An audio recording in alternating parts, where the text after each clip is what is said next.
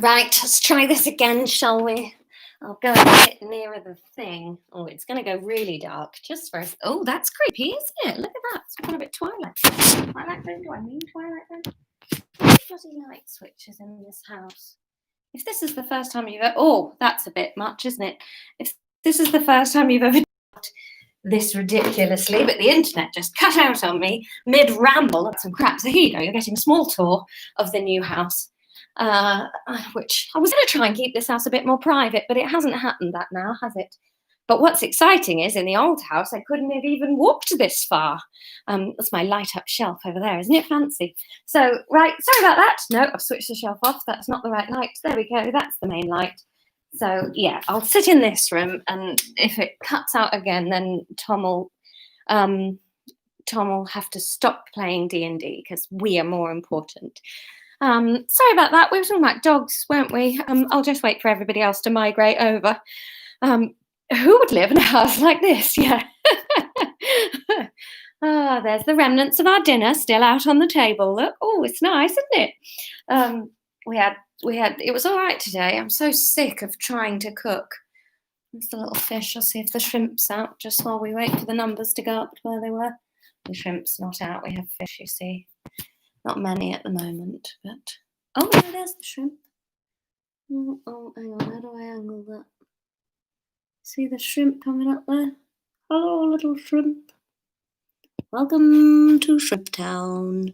Do, do, do, do. Oh, look. He's not camera shy, this, is it? Fun little shrimp. The shrimp is our favourite thing in the fish tank. Your birthday party's just moved. It's a mid-birthday party change of venue, Claire. That's actually very fancy. That's the best way to do a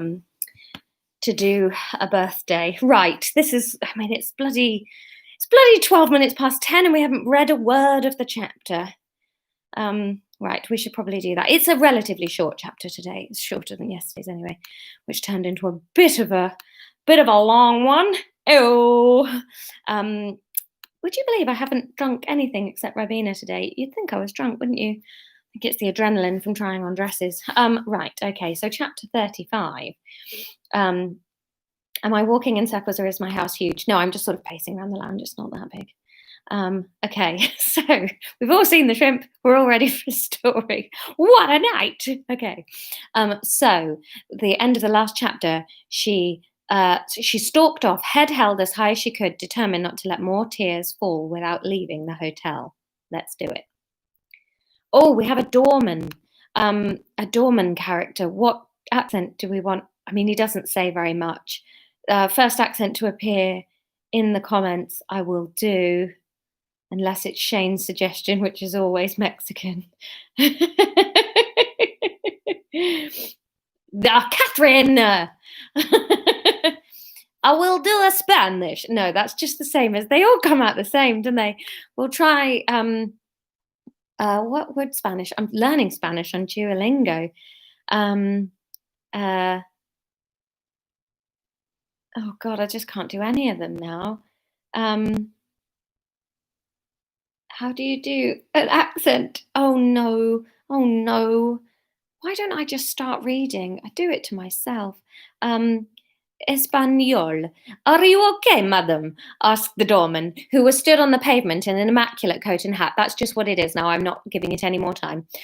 Yes, I'm fine. I just want to go home, Emma said. Emma smiled wanly at him. She felt ridiculous. Emma! Theo appeared at the door, clearly perplexed at her disappearing act. The footman looked from the watery-eyed woman in front of him to the man chasing her through the hotel and nodded to himself. It was not a new scene to him. Call it a bit of Spanish. They just all come out Russian.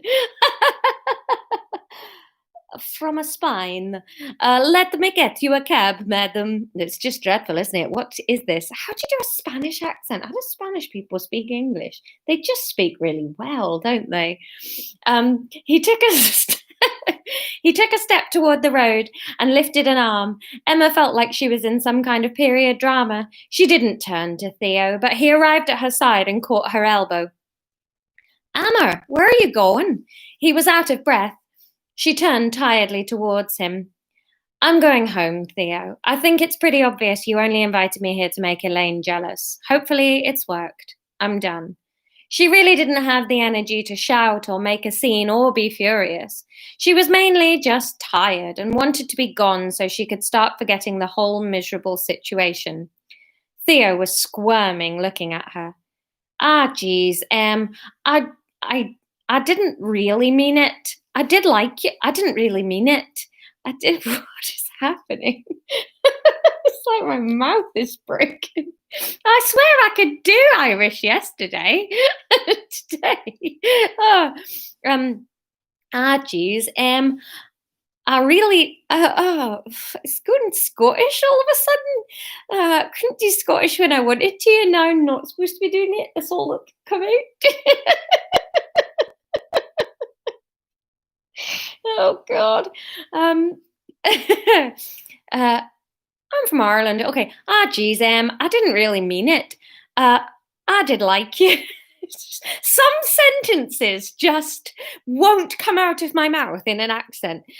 Geez, is that, oh God in heaven, this is one of those videos where I think I should never watch this back because I will just assume I've had a breakdown.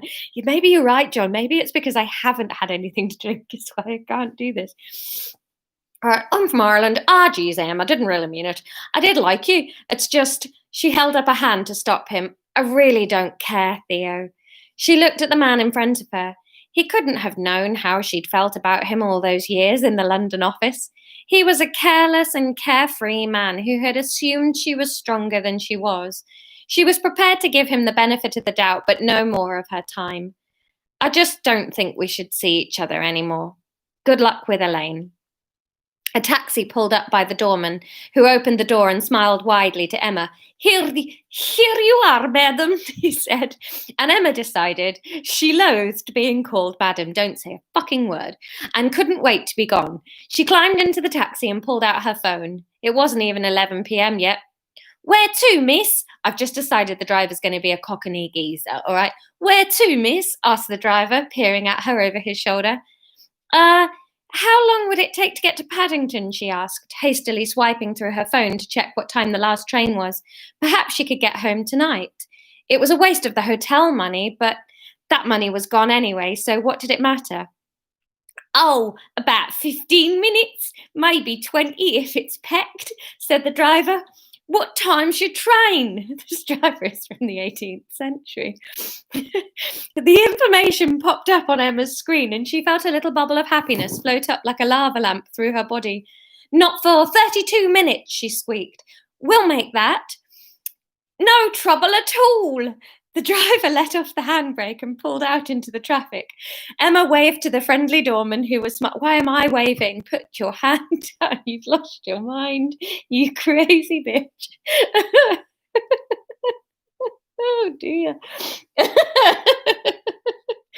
Emma waved to the Emma and the narrator waved to the friendly doorman who was smiling kindly at her.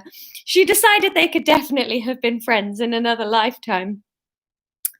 Good night, was it? The driver's voice was amplified over the electric speakers in the cab.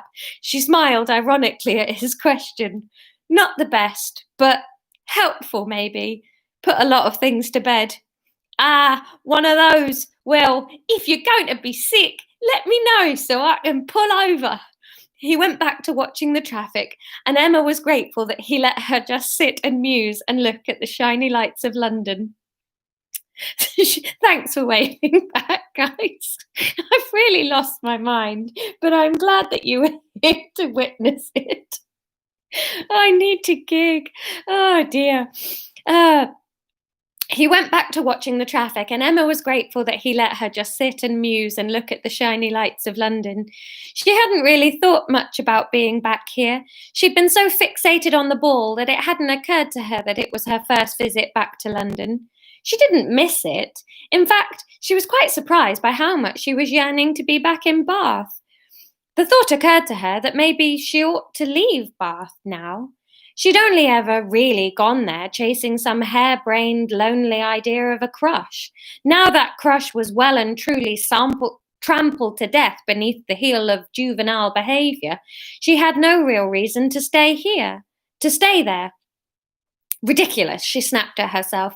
You have more reason to stay there than you did to move there. You have Fiona and the shop, if nothing else, without even taking into account whether or not you want to pursue things with Jack. And also, you're happy there. That matters. The taxi pulled up at Paddington Station and Emma paid the driver with a nice tip, grabbed her bag, and dashed into the station. There was plenty of time, and she nipped onto the train and grabbed a seat by a window. It wasn't too busy. Most people already had their eyes closed and a faint boozy fog wafted off the snorers. Emma probably smelt the same. She sat down and stared at the bricks and steel of Paddington. It was a pretty station, brutal but classy, with high vaulted ceiling and intricate girders, one of her favourites in London. Eventually, the train began its slow acceleration to full speed, and she felt delighted to be heading back to her new little world. She felt awake in Bath. Things had been messy and complicated and a bit more dramatic than she would have liked, but maybe that's what had been missing in London. If there had been people in her life and things going on, then maybe she wouldn't have become so besottedly attached to Theo. She wouldn't have been able to create a person and put it into the body of a co-worker she barely knew. Of course Theo had felt shiny and perfect and fun. She didn't know him. Parts of Emma were trying to make her feel stupid. She wanted to berate herself, but a bigger part of her, a part of her that loved herself, mainly just felt incredibly sad. How did I let that happen? She asked herself. I have family and had a friend network. How did I get so small? The truth was she hadn't even noticed it happening. First, it was a few months of not socializing much because she was focusing on work.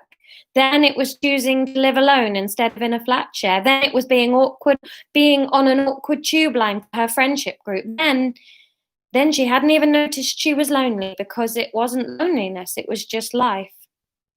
Maybe that's why you're not that angry at Theo. The thought popped up like a notification, and she hovered on it, wondering whether to click it and explore things further. Whatever he is and isn't, the thought of him got you out to Bath and changed things. Was that him or me, though? Does it matter? Maybe I'd have woken up in London once he was gone too, she wondered, but felt like she probably wouldn't. You'd probably just have moved the crush somewhere else. Maybe that's what Jack is. Jack, a crush. Jack didn't feel like a crush, though. It wasn't easy enough to adore him. He was fun and nice, but he was messy and too real. She couldn't drift off into a daydream about him because it didn't feel right to dreamily imagine his behaviour. He was too much a person. The question was, is that good or bad? By the time the train rolled into Bath Station at 1:30, Emma was pretty convinced it was good. Jack was opinionated and had got angry and had a past and felt real. That had to be a good thing. That meant he would have input into her life. The more real people talked to her, the less time she had to argue with herself in her mind and get confused and messy. Jack was real. It made it infinitely more scary to want to like him because she couldn't control everything with him. He was going to be in it with a hand on the rudder too. But Fiona had been unexpected and complicated and messy, and hadn't that been exactly the friendship it had turned out she needed? She felt oddly excited about apologising to Jack, about laying it out that she liked him but didn't know how to move it on. She felt like she would possibly be able to stand on his doorstep and just say that. She could imagine him laughing and inviting her in for a cup of tea, possibly saying that this is how it will start. I see you're not finding it that hard to daydream about him, she laughed at herself as she walked home. That was one thing about Bath. 1:30 a.m. here meant there was not a helpful queue of taxis just waiting to ferry her home. Never mind, she'd be back in no time. It was a peaceful walk through the quiet, dimly lit streets. Her bag was heavy on her shoulder, but she shifted it frequently and was soon turning down her little road. It was an exciting curiosity to her to see Jack's light still on. Maybe I should go up now. Her heart picked up pace, launching itself into the bars of her rib cage. Is that too forward? We didn't even kiss after dinner, and then I brushed him off today. It might be a bit much. Too much? There were so many thoughts racing through her mind. She put her key in the lock of the front door and the automatic light flicked on in the hall. I'll put my bag down, calm down, and then see how I feel, she told herself, and then began climbing the stairs. She turned at the top of the first flight onto her landing and walked straight into Rebecca. Oh, sorry, she said, flustered. It's my fault. I wasn't looking where I was going, Rebecca said, smiling. Too much wine. That killed any mood we were building, didn't it? Emma's mind was racing. What did this mean? Jack's texts had certainly given her the impression Rebecca had long since left. A cosy night in, drinking wine with your ex-wife until 2 a.m. There was messy, and then there was this messy. Emma unlocked her own door and decided it probably wasn't the right time to be brave. End of the chapter! Now, I don't want to be blamed for that because I gave you a straight up yes or no choice. And if she'd phoned him straight out of the hotel, he was going to come and pick her up from London in the car, and because she'd have missed the train. That was my plan, that if she'd phoned him, she'd have not had time to catch the train and he'd have come and got her, full romantic. But you said no, don't call her, and the option, if she didn't call him straight away, was that Rebecca was there. So that was what the voting said. Now now I've written a real bitchy question for you for tomorrow, as it's a big Friday special tomorrow. Your question for tomorrow is, somebody did. Was it you, Kevin? Somebody in the thing said, I vote yes, but only if he comes to get her. So I counted that as a yes because you'd absolutely guessed what yes would mean. So well done. Now you're going to hate this. You're really going to hate this. But your questions for tomorrow, I would like you to choose 2 characters to feature in the next chapter. Your choices are 1, Simon and Rebecca, 2, Jack and Norman, 3, Anja and Norman, or 4, Theo and Simon. So each choice is a combo of 2, generally one that you like and one that you don't like, and they each have outcomes. So it's up to you to choose which pair you want to feature in the next chapter. So you've got Simon and Rebecca, Jack and Norman, Anja and Norman, or Theo and Simon, and each pair has its own repercussion. So I knew you were going to hate it, but look, we're getting near to the end, and it's time that I started forcing you to pick the end of this book. So there you go. Get voting. See what you think. There's choices there. And I'll see you tomorrow for your Friday edition. Evil laugh. Anyway, right. Have good days or nights, depending on where you are, and I will see you in 23 and a half hours to see what havoc you've wreaked with your reckless voting. Bye.